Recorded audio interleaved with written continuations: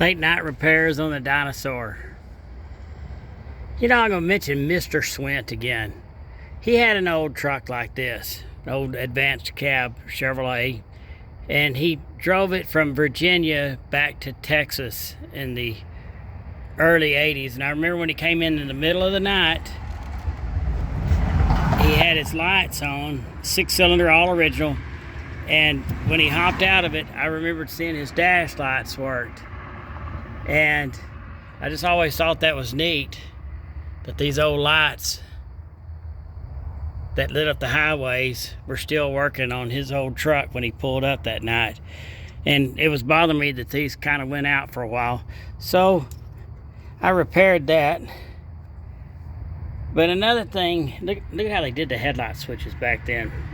Everything's screwed together.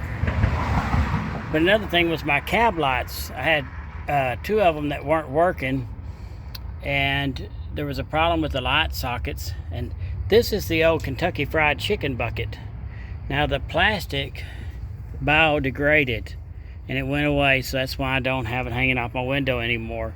But it donated the parts that I needed to get my cab lights working. Look at these old things. They're glass.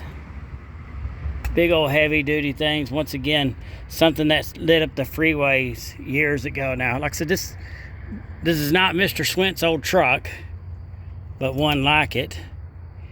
Anyway, I'm glad to have that working again.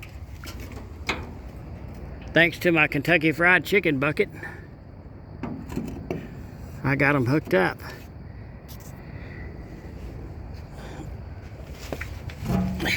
Now, I've told y'all before, I met the old man that drove this truck when it was new. He used it to haul ice machines. And all over the United States.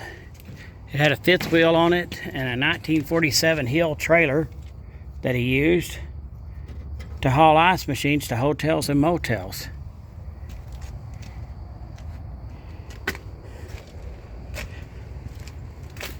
So these old lights have been lighting up the freeways, what, 75 years now? There you go. What a beauty. It's getting late. I gotta be at work in the morning. But I wish I could take it for a drive tonight, now that I got it all lit up so handsome.